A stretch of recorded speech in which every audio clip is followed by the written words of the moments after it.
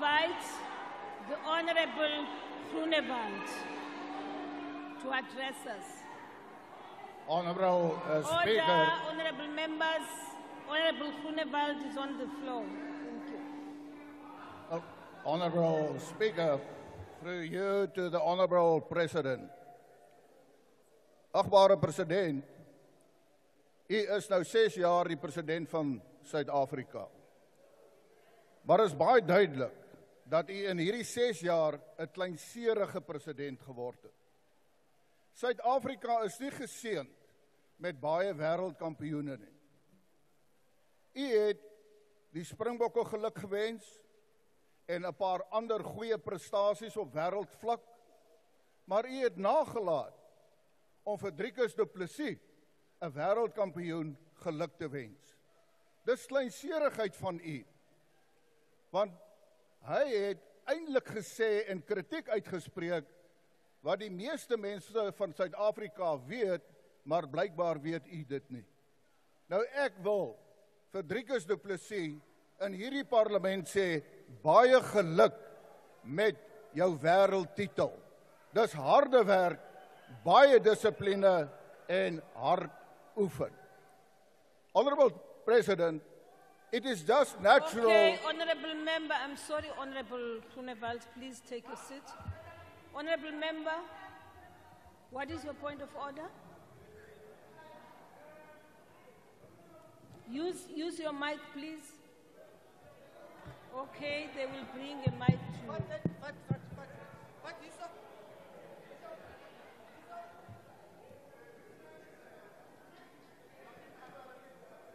Oh, thank you.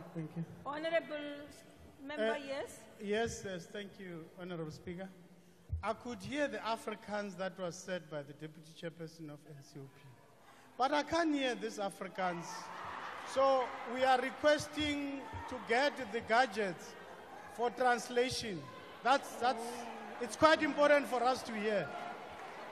Honorable member, thank you very much for alerting us to the fact that you don't, but there are gadgets on your chairs.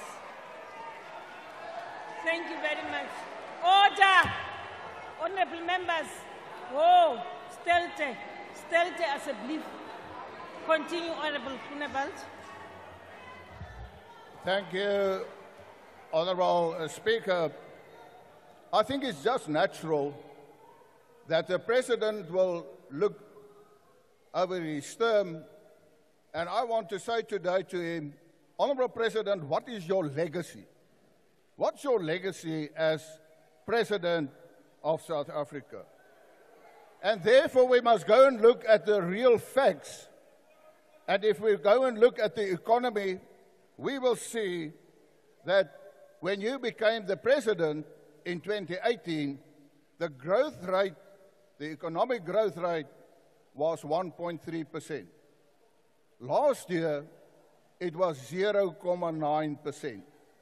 So under your leadership, the economy just retreated backwards, causing havoc for the people of South Africa. We had a meeting with you as leaders on Eskom, and you yourself said, 20 years ago, Eskom was seen as one of the best electricity utilities in the world. Who destroyed Eskom? The ANC destroyed Eskom. You were in charge of the war room to end load shedding. You failed. When you became president in 2018, the local currency against the dollar was nothing else than 11 Rand 55. Yesterday, it was 18 Rand 92. That's under your leadership. And if you go and look at the JSE and the loss of 22% in US dollars, while if you, for instance, look at the NASDAQ 100, they gained 147% under your term as leader, and the S&P 500 gained 75%. Those are the realities. if you go and look at the unemployment rate, when you became the president, the unemployment rate was 24%. It is now 32%. If you go and look at the youth, since you became president, and over the years, it increased with 20%, where the unemployment rate for the young people, the youth, at this moment is actually 64%. I want to talk about corruption. Honorable Chairperson, or Speaker, the President himself said that the ANC is accused number one when it comes to corruption. And I said, well, that's what the President said. And I said to yourself, but you are number one of accused number one. And now you have a number two who's also accused of corruption, but nothing happens. What happened with corruption in South Africa? The fact is that your Secretary General, Fikile Mbalula, he said,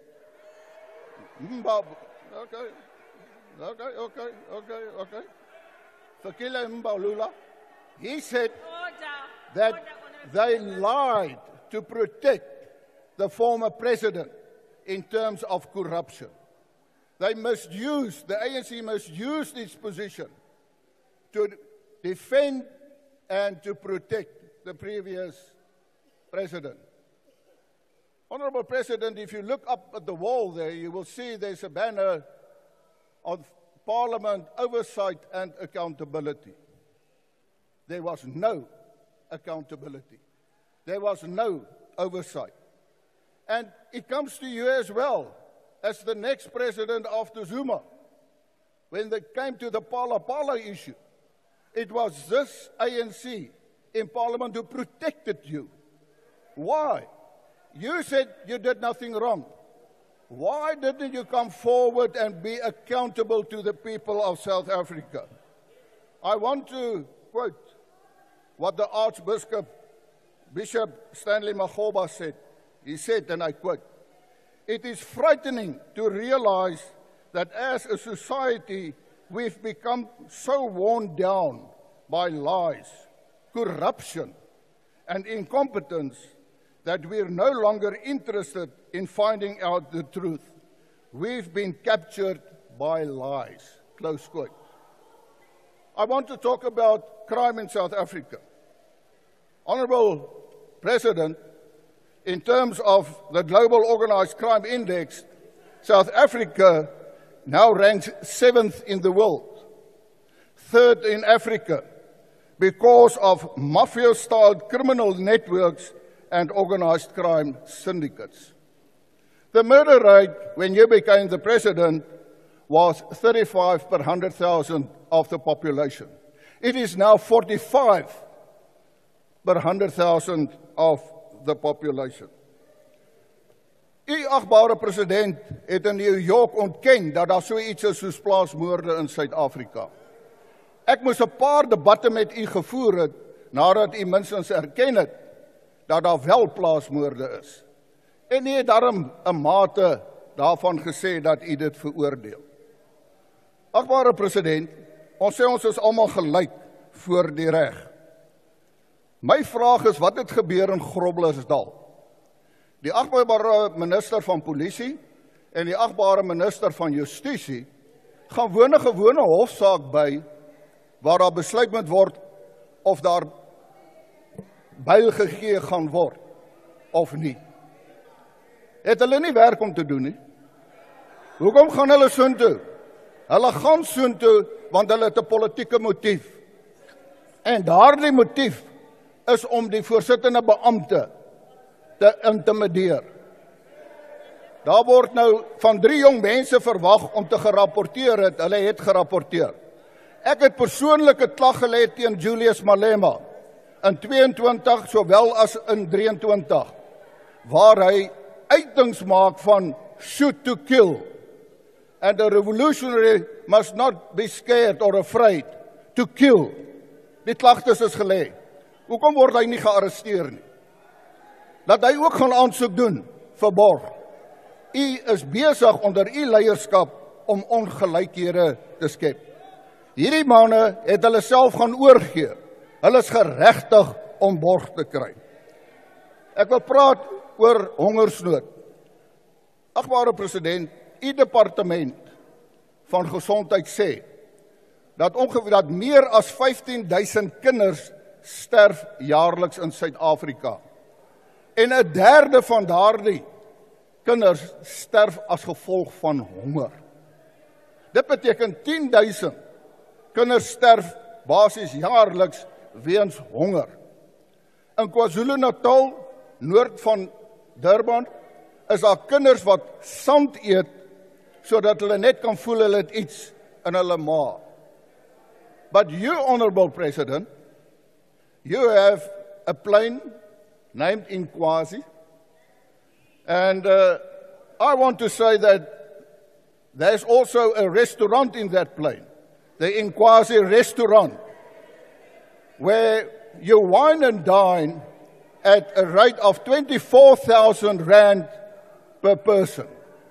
So you wine and dine for 24,000 rand per person in the Inkwazi restaurant, while children of South Africa are dying because of hunger. You, the Commander-in-Chief, did you investigate? If you did, what is the result? And if you did not investigate, why not? Because that means that you don't feel for the hungry people of South Africa. I want to say, and I again want to quote what the Archbishop said. He said, "Meanwhile, as politicians begin to realize they may not be in power after the next election, their deception, scams, and fraud grow more blatant by the day as they grow hungrier and hungrier for the ill-gotten proceeds of power. They walk shamelessly and brazenly with their dirty feet through every aspect of our South African lives." Close quote. I want to say again, with their dirty feet through every aspect of our South African lives. The message is clear, Honourable President. It's time to go. Thank you. Thank you, Honourable Member.